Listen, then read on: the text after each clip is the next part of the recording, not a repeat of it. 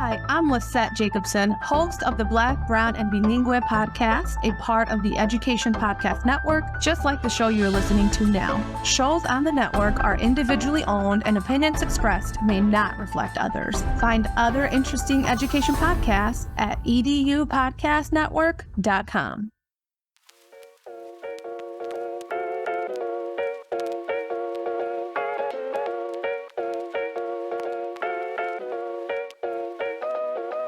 Welcome, folks, to another episode of the High Tech Podcast. Not only another episode, but the beginning of Season 6. This is episode 131, and we're here starting fresh with the new year, 2024, getting things rolling. Ooh, start of Joining season me, 6, baby.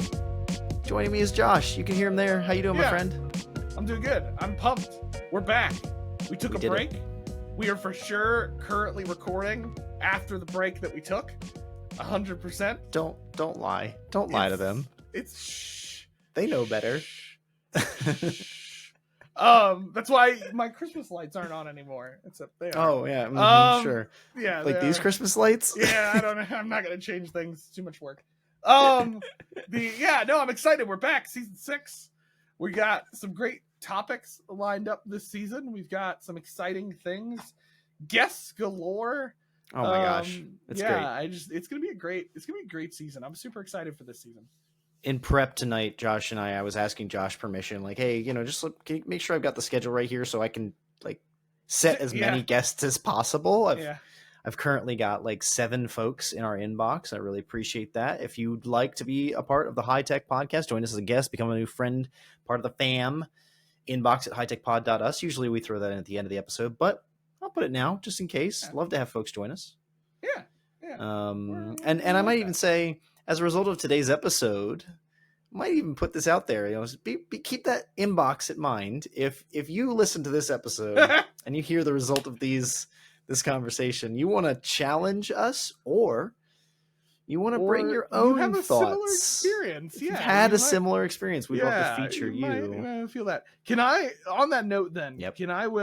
I know that this episode is kind of like your episode a little bit, but can I lead off why we're doing this, at least from my perspective, right? Yeah, okay. Yeah. So, here's the deal. If you've been listening to the High Tech Podcast for a little while, first of all, thank you. Glad you haven't left yet. We haven't scared you away. Give it a second. But we'll try. We'll try. We're glad you've lasted with us through 6 seasons, which is crazy. But technically 5. We just started the 6th. But for those of you who've been listening to the podcast, you will inadvertently notice we haven't really said anything about it explicitly in the podcast. Probably we didn't have an announcement day, right? It wasn't a party. Yeah, it wasn't like a party. But you may have noticed inadvertently Will stopped talking like he was in higher ed still. And we've made some jokes about Will going to corporate. So Will left. How long ago has it been now? You left almost as soon as we started the podcast. Really? We started the podcast in 2021 for a little while. Yeah, we were doing it for a little bit. I left in June of 2021. June 2021, I went to corporate. So we weren't even a full year of a podcast, and Nope. you were already out of higher ed. We thought about calling the podcast sort of high tech podcast, but we thought that wouldn't. Nah, we don't have the money that Twitter has to suffer a brand change, so and still be called the old name. Yeah, exactly. You just called it Twitter. Anyway, exactly. So Will left higher ed, and he has some, I think, good reasons for why he did that. And you're still obviously very passionate about higher ed. We still have a lot of connections in higher ed. I'm still in higher ed. That's part of the reason the podcast still has that focus. We still care about that area, and Will, even being himself, has probably more friends in higher ed than I do, and I work in higher ed. So, that's it all still applies. But we wanted to start off season 6 with a little bit of spice, sometimes you like that mild mac and cheese that you're eating. I don't know why that's what I chose. But sometimes you want just that buffalo. need a hot wing. Oh yeah. You just need that. You need that spice. So we wanted to kick off season 6 with some spice by asking the question, why did Will leave higher education? Because any podcast host, we can't have Will answer a question without it being public on the podcast. So you got it. Yeah. So it's really the topic. Like, we're using that as kind of, I think, a springboard to talk about some other things that we have some issues with in higher ed. But Will, you talked a little bit about it on Fonz's podcast when we were there. And I think that's what kind of sparked us to be like, hey, let's talk about it a little bit. So this is a simple answer. Will, why did you leave higher education? Well, if you listened to My EdTech Life, the episode we were on with Fonz, you would have heard that there's a very, one specific thing. Nothing's truly ever one big reason, but I will reiterate what happened on My EdTech Life and give you that context, some more context on that. I left in 2021 because my institution dictated in March of 2021 that all employees would return to the office effective August 16th. And this was still COVID time. Whoever knows when COVID ended, quote unquote, who knows, right? But it was not something that felt real aware of the social climate, of the employee health climate. This edict did not feel very people friendly. Now, I've since learned that I don't believe, people did not 100% return to the office on August 16th of 2021, but that announcement in March of 2021, 1 year after COVID hits the world, was just like the last straw on the back for me of leadership, of boards of trustees, of boards of directors, of presidents, vice presidents, all these folks up at the top of academic institutions making decisions that were so grossly devoid of input from the teachers and the paraeducators on the ground level. It was just sickening to me. This is why Josh said this is spicy. I get a little fiery about this. I was so upset that these folks would make such a black and white decision about something so gray when, especially in my case, I was completing my job duties without issue. I believe there's a lot about education that benefits from and flourishes in a face-to-face environment. I do not believe education should be explicitly online or exclusively online. I do not believe that. But I do believe that my job responsibilities as a para-educator, right, an instructional designer, a learning systems specialist, a tools operator, whatever you want to be, whatever you would call me, right, somebody who helps teachers teach. Yeah. I do not believe I had to go back to the office, and I was able to continue supporting my job responsibilities virtually. So that was a big push, but that push and that moment's representative of, even before the institution I was at, another institution that I worked at, making decisions about online education, making decisions about face-to-face education that didn't have the faculty's voice involved, that didn't invite people like me to the conversation. I understand authority and hierarchy structures and leaders need to be able to make decisions, but I'm sorry, if you make the decision without feedback, you're just going to lose good people. 2 institutions lost me to that. And more specifically, I'm still might be a little upset to say, like, education as a field lost me because I don't trust those leaders to care for me as a person.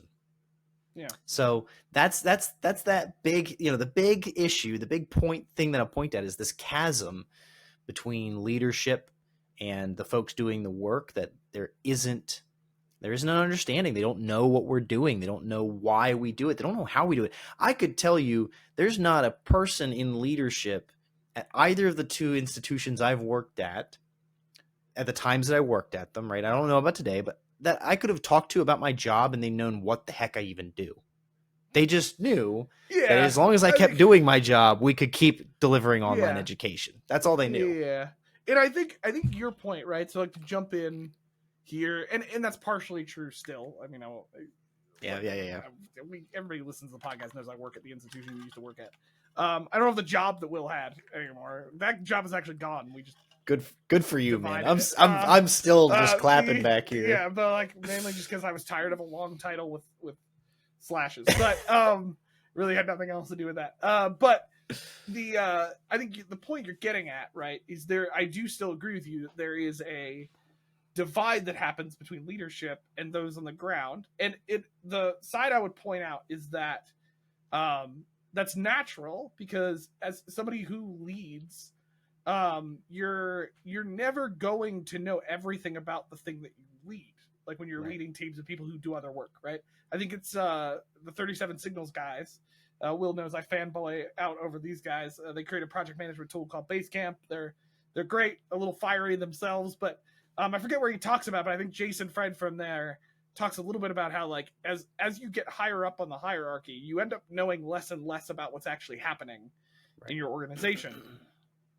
And so we're not necessarily saying that, like, you can't lead education or higher ed and without knowing everything everybody's doing. That would be absurd. Like, that's not going to happen, right? And you shouldn't.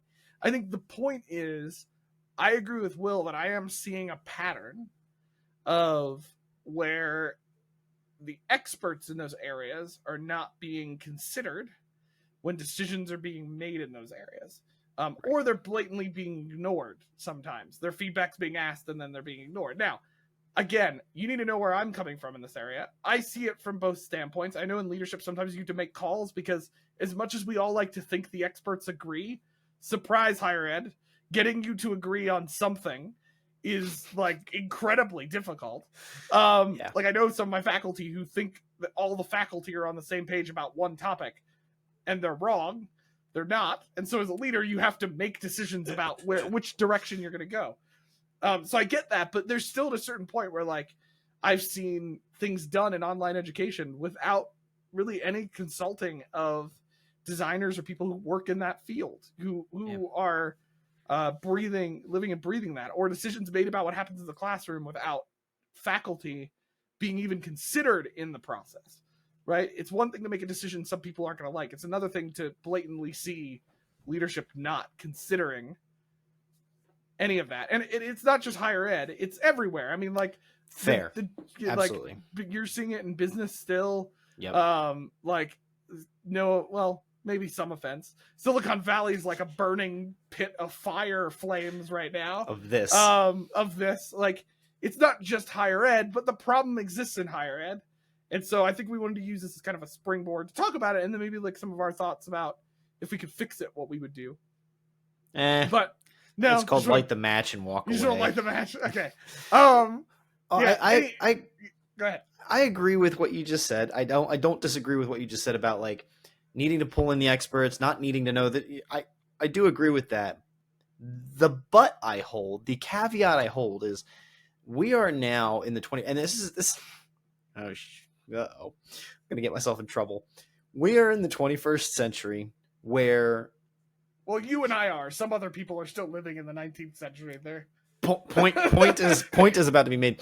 We're living in the 21st century where ChatGPT, e-learning tools, automation, avatars, inboxes, triggers, all this stuff, all this functional stuff that's in our digital world can make work more effective, make work more efficient, make the outputs better. And my issue with leadership is twofold. One, that they don't bring those experts into the decision making ever, right? That'd be nice if more of the experts were pulled in, and that's something that's actionable. That could change tomorrow. But the other part is, and this is where I kind of am disagreeing with you, but it's not disagreeing. Part of the issue with those leaders who don't know what I do is that they don't even know it's possible. That's actually my bigger issue with it. Is not that, like, they don't need to know the buttons I click and the tools I use. No, most of those people still today who lead have never once taken an online course themselves. So most of those people today, much like politicians, don't even use cell phones effectively. Like, I love seeing politicians talk about laws for social media and laws for cell phones and laws for the internet and stuff, and they don't even understand how any of it works in the first place. That's why I was saying I was going to get myself in trouble. I'm going to talk about politics. But that same problem is happening in higher education, where you have a president of a university or an institution that doesn't know how online education even works. And they don't need to know how to make it, but they don't even know its value because they've never taken it. They don't know what it could be. Like, they lack the imagination, they lack the experience with it, they lack the people that, and unfortunately, even those presidents are usually surrounded by folks who should be bringing them vision and all the things to help develop that, right? Who also don't know any better.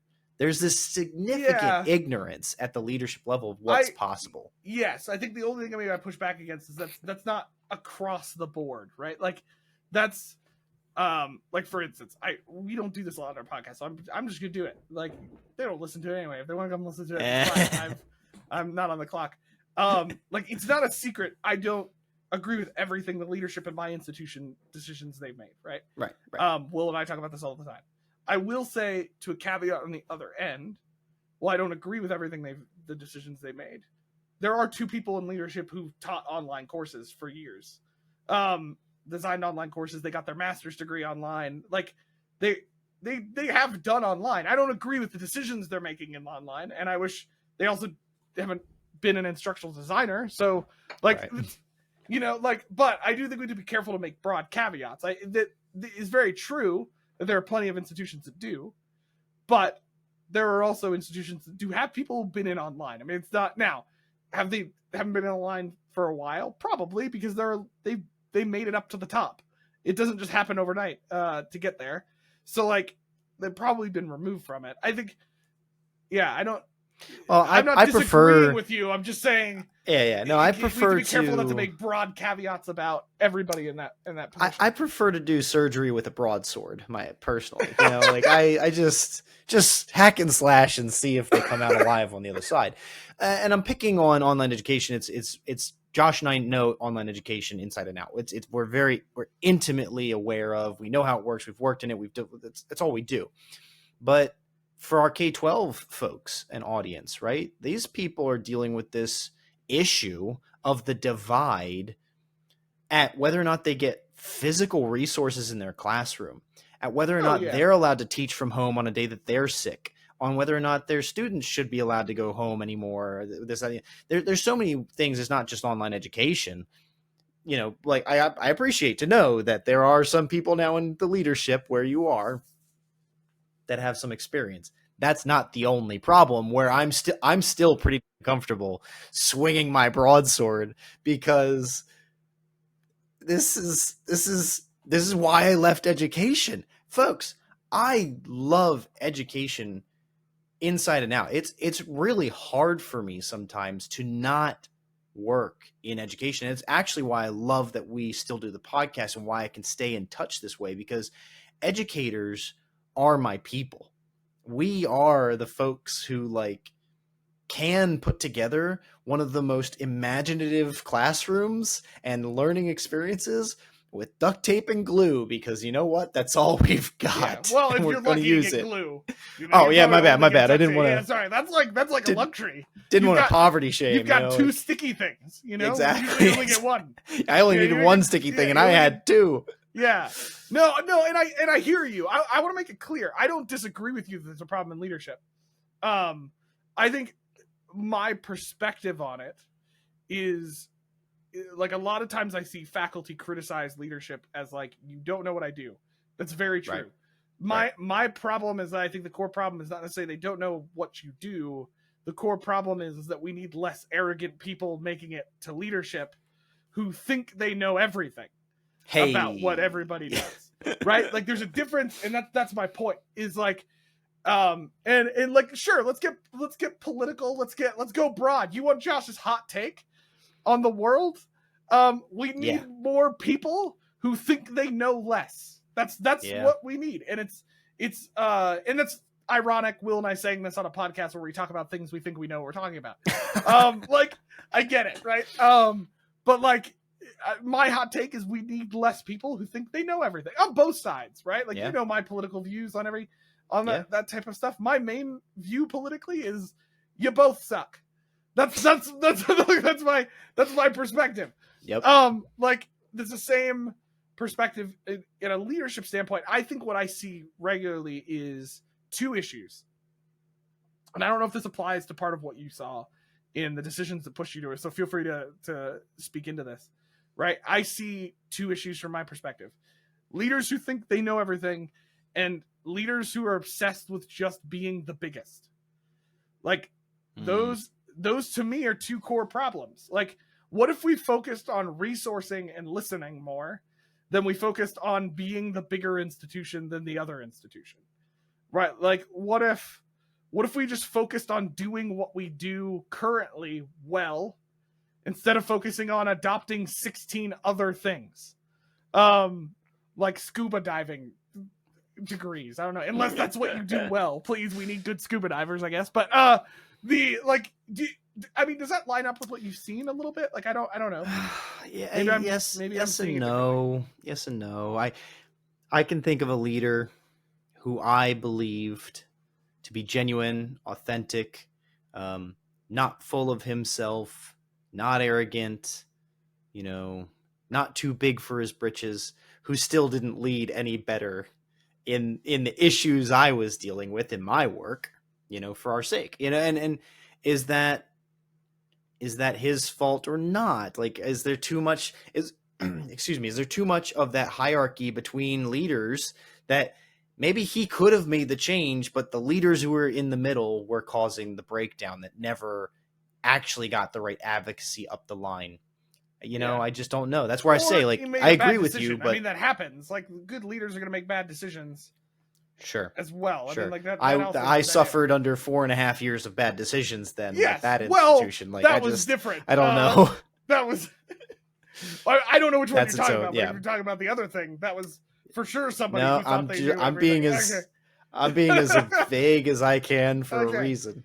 Okay. No, but I hear you, and so, like, you know, I'm pointing to this gap between them because I think that a president of an institution as large as one like Penn State University in Pennsylvania, right? 26 campuses, or I don't remember. It's been a while. I don't work there anymore. But 20 plus campuses, 20 plus campuses. You have a president at the very top. You've got chancellors and deans and site administrators. You've got all these different layers of leadership. And then each campus has a layer of leadership. There's just no way. There's no way that board of directors is getting an authentic representation of what the people in Brandywine and State College and Harrisburg are experiencing. Those different faculty, those different staff, it's just not happening. And that's that divide that I think I'm not sure how you fix it. Frankly, that's a tough one. You know, you're talking a large institution, but if you come down to something like a 1,000 student, a 2,000 student local campus that's in one location, blah, blah, blah, blah, and they still have the same problems. You know, I think that it was very evident to me while I was at Penn State about the scale issue, but I think that the problems were the same at a small local college. And but there's also the gap at that is small there. Local college. Here, I'm gonna push my hot take even further, right? Like, here's my argument that's gonna play. Both of what you described, maybe this is just my perspective, but let's play the larger institution for a second, right? Like, okay, I don't think it's just size. I think it's valuing as a leader the people's voices more than you value your dream for success. Like, because that's what happens at both those institutions. Like, now we're being broad, right? But like, at a larger institution, part of that is logistically just a problem. And like, my other hot take is, let's be real for a second. Everybody has these problems. It's not right. Just the larger institution. It's the business you work for. It's the experiences we've seen in other places. the mom and pops, they're all going to have their own problems. If we lived in a perfect world, we wouldn't need these things. But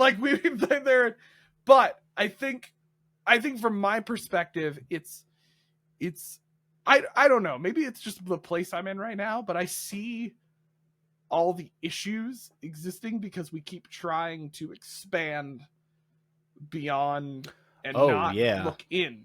Right? That's a good one. If it was that larger, both a larger institution and a smaller institution, I think most of the miscommunication and issues, and we're not going to resolve all of those, but leadership issues could be resolved if we spent more time looking in to see how we can make our culture better and make our people better and do what we do better than looking outward to say, how can we be bigger?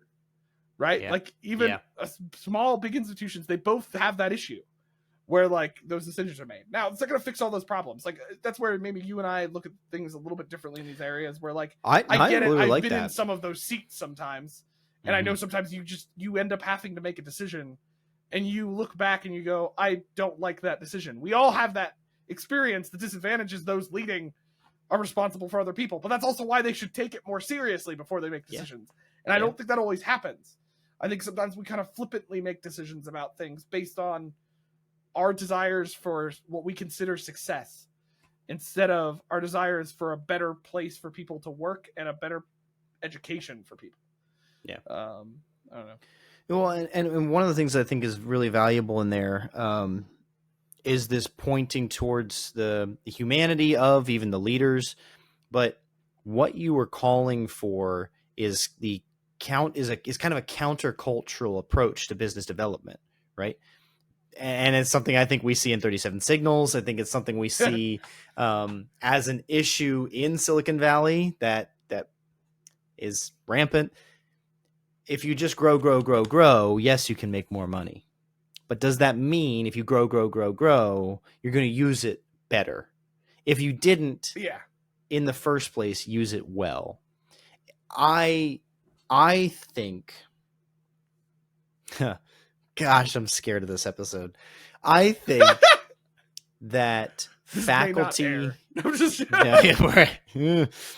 I think faculty pay and structure pay, so K-12 to higher education, I think their salaries alone is a criminal issue in the United States of America. A criminal issue. There is so much financial bloat in these systems, in these districts where the money's being wasted on things that don't matter when we can barely, when I have not met an educator who doesn't have a second and third job. I can't. That gets me angry. And it's part of what I didn't know I could have until I left education. When I went into corporate, I was like, holy smokes, you can get paid? You can make money? I don't, it's just astounding. Now, that is in itself, I'm still painting with a broad stroke here. There are faculty who make six figures and 6.5 figures kind of things. Like there's faculty who make good money at some of the biggest, most prestigious institutions in the country. Those faculty are not all over Penn State University. They're not all over Lancaster County. They're not all over Wisconsin. They're not in Texas, right? I mean, I know instructors, friends of mine, from as far west as Texas and Minnesota to all up and down the eastern seaboard, Alabama, Mississippi, who still don't make what I make after tenured careers in education. And some of them are assistant principals and vice principals and stuff like that. And I'm not saying that what I make is the standard or whatever, but like just because I went to corporate, I now can make more money, more resources to take care of myself, take care of my family than was ever possible to me in education. And I believe that that's a criminal issue because these are some of the most important people in our lives. And why I say it's criminal is because those folks up at the leadership sides are dumping money into things that never get the return on investment and therefore never go back into the faculty's pockets to support those people who are the bedrock of education. You don't have a teacher, you don't have education. You don't have a student, you don't have education. But if you have a teacher, you can have a student. Yeah. You know, if you don't have a teacher, you can't even teach students. I would agree. This is probably coming from some of my fanboyness of how did we get to 37 signals when we're talking about why this is the 37 signals episode. This is the 37 signals episode. If they were listening to this, ituld be great. That'll be the app. Basecamp is the app for this episode. I would probably die if Jason. I'm a ping him. I'm gonna send this to 37 signals. We'll see if they listen. But there's something that I think's come out of my obsession with some of how they do stuff and project management and I've been looking into a lot of it because Will and I have started a business, and so we're a small outfit. We're trying to figure out how we do what we do, and scrappy. And so like we've been doing all of this, and I've been noticing and really it's so prevalent in American culture and other cultures too, where it's like, why are we growing? Right? Like how many of us can say we've seen friends laid off, and then 3 months later the institution is employing other people, putting out jobs because we need them to grow? Yep. Like if this is, in my opinion, one of the issues in Silicon Valley is that like we keep wanting to grow and then like firing a whole bunch of people because we didn't make enough money, because we overspent on things we didn't need. And there's this dynamic of like, why can't we just be an institution that's just focused on caring for the people that work at our institution so that they can do really good work, and that will be the selling point, right? At the end of the day, for students coming in. Like, that's how you become a good institution, right? And you become a strong institution, is you produce good education at the core. That's what we do. So like, why do we keep adding everything else? Like, it's funny that like we can't find budget money at an institution until somebody higher up really wants that tool. All of a sudden budget money just appears from the magical space, right? Like how many times have you and I seen this happen at places, right? Like where it's like money doesn't exist until it's a tool that somebody else higher up really wants. Like, and we're painting broad strokes here, and like these are problems. There's a lot of good stuff that happens. Like I know a lot of good leaders who care, even in the situation I'm in, right? So I'm not, Absolutely. and I don't want to paint a picture, because I hate when we do this, where we paint pictures of just like all leaders bad and like they made bad decisions, they're horrible people. Like that's not what Will and I are trying to do. My point is we've all become so obsessed with surviving in higher education and being bigger than the person next to us that we're killing the people inside the institution. Like, and that's like that's it right there. So like, what if we stepped back and focused on providing just good education and caring for the people we have, and stop wishing we had others? Oh, like, that was a premature really clap. I need to clap now. Yes, clapping for that too. Jeez.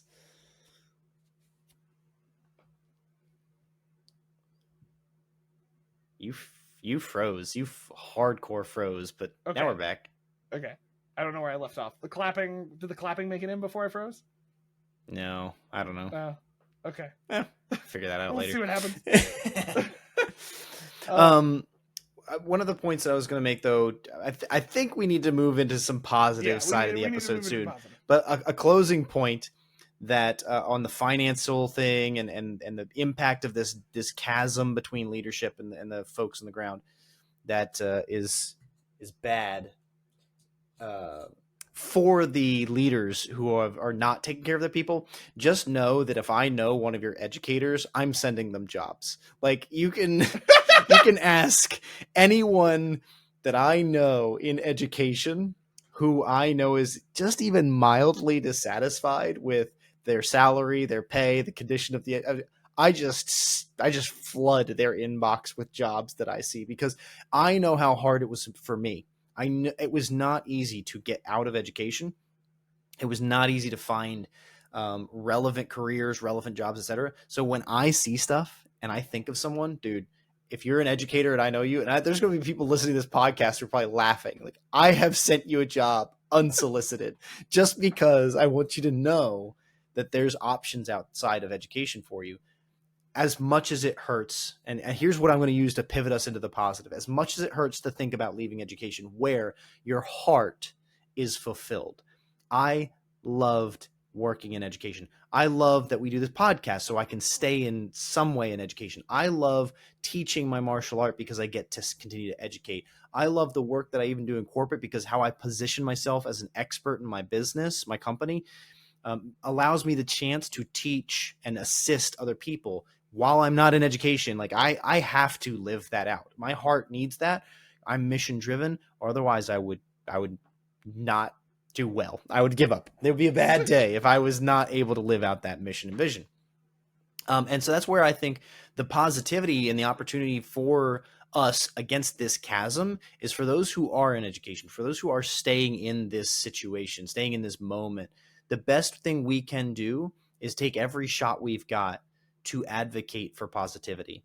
I know that there's the risk of sending emails to leaders and speaking up in all hands and going to forums and asking a question. I know that there's risk. Everybody feels the danger of, now I've got a target on my back for being the one to speak up. But if we don't, who will? The best thing we have to do is get out there and advocate for the fact that if I do not get better salary, I will leave education. If the students do not get better resources, the students will not be safe at the school. If we do not have bulletproof glass, we are at more risk for this. There's things we have to advocate for, and this is one of them, that education, that the leadership needs to come to the table, that we need to be invited. The experts at the ground need to be invited into the decision making to ensure that it's not just folks who are so far removed from the actual stuff aren't getting to participate. They're making the decisions for people who it just doesn't even make sense. It's like the folks at the top saying all classes must be done by cell phone now. And it's like, do you realize what that edict means? It's not practical. It's not possible. We can't do that. And yet somebody up at the top might say think it's cheaper. It's more direct to the student. It's more blah, blah, blah, blah, blah, right? We have to bring those two people together so we can save ourselves, or save the industry, save academia from this divide between the directors, the boards of trustees. It's not even just like, your dean or something. Like, some of these issues are at the board level, and we can't. I was able to see my board once in my entire academic career because I was invited to work at an event where the board was present. I didn't even get to meet anybody or talk to anybody. There was no value in me being present besides wearing a t-shirt to be at the event with the board. So we need to bring things together. I think that's the biggest thing for me. I don't know if you've got questions to probe out more positivity, or if you've got ideas. I think like, if I could come back out of this, then it's like we're criticizing things and we're passionate about things. I think my push would be is in this, if we can find ways to work together, if leaders, you can find ways to open the door more and figure out how to get feedback and consider other experts in the situation and focus in on things. I think we could see positive. Faculty on the reverse side, I have both a caution and an encouragement in this, and this is where this is just my perspective, right? Which is that find ways to come together with your leadership and share those opinions, right? And yes, sometimes it means saying some uncomfortable things, but there's a good way to say uncomfortable things, and then there's a negative way to say uncomfortable things, right? Absolutely. There's a way to say, like, listen, I understand we've got these dynamics going on, but this is what we're seeing, and this is, if we say that enough and the voices are unified in that enough, we can find some space for that. I've seen the negative way of that happening, which is basically like just assuming all leadership is evil and they're the devil, and like that's not helpful either. Like that's not fair. They're not our either, enemy, right? Yeah, like so like I think just finding ways for us to meet in the middle and have those conversations, we could solve some of these issues, right? And we could figure out how to get around them. They're not insurmountable.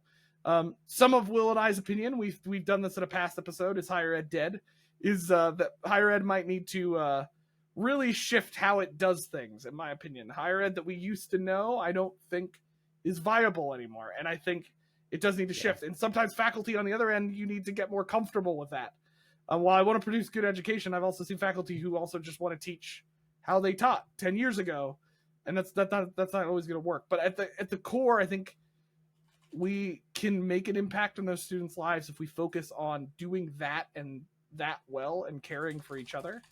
There's a lot of positives in there, and I've seen a lot of people do that, from faculty who have cared for other faculty, or leadership who has tried to come down from the top and meet in the middle. That's not all negative. There are people trying to make a difference. And so for those of you listening who are doing that, I thank you for that. I think we need more of that, trying to find ways not to separate us more, but find ways to bridge gaps, even when we don't fully agree on things. That's how we're going to get across this and figure it out a little bit better, right? It comes back to what Will said in the beginning. There's a gap. We need to figure out how to bridge that. And that starts with both sides being willing to acknowledge that each side has value to give and coming together. And we may not agree on everything, but that's the messiness of humanity and how we interact. So, yeah. So with that said, I feel like it's maybe time to escape the conversation, if you will. I was gonna do it. I was gonna do it. You're gonna do it? Ah, sorry. Well done. Well done. We just kind of need to open the door and escape from the heaviness of this conversation and go to the happy, fluffy world of apps and fun that we could talk about. First off on this one. So folks, we are going to be talking about the Escape Classroom at theescapeclassroom.com. This is just one tool, one resource, one site to point towards, but we have to thank Sophie Youngs for bringing this to our attention. Sophie was on the podcast, a friend of ours now from Cami. Sophie was great. She brought this up to us, and we followed through with like looking at it and doing stuff. I've done a number of physical, real life escape rooms with my friends. Josh has been with me at some of them. I've done like 10 or 12 or 15. I don't even know. I hold 2 records. We've only failed once. We've only failed once. I love escape rooms, but I've also done these escape rooms now that are like in a box. Like Josh has also done those with me. Like we put it out on a table and we kind of get out of the room. What I think is so valuable wow. Try and do my words there. What I believe is so valuable about escape room experiences is the critical thinking it takes to do it, and the collaborativeness it takes to do it, right? You are doing it with other people, and there are so many puzzles, so many things, so many tricks and things to get through. You need to work together. You need to learn to communicate. So, it's fun. Yeah, it's a game, but we're going to get into a little bit of what this resource specifically offers you. But I would just kind of more broadly advocate, like if you have not used or considered escape room principles or the escape room methodology for your instructional practice, consider it. Maybe Escape Classroom has something you can buy and download and just get going with your resource, but maybe your class is so niche. We Josh and I know a class about C.S. Lewis, right? Like there's no escape room that exists about C.S. Lewis specifically. So maybe you need to make one, but now I'm Googling that. I think that that would be a really fun way to learn, right? Because I just recently did one about Sherlock Holmes, and you could have done that about any real character, and the entire escape room process could have taught you everything about the character. Like through the Sherlock Holmes escape room, I learned about Holmes's methods. I learned about the people if Holmes was investigating. I learned about their times of birth and their age and their experiences and their occupations. Like I had to learn a lot of information, experience a lot of information to do the classroom, the escape room. So in case you're curious, that's my pitch. Are several C.S. Lewis escape rooms. Wow. So, yes. By a quick Google, they're all Lion Witch of the Wardrobe themed. That makes sense. But yeah, that makes sense. Anyway.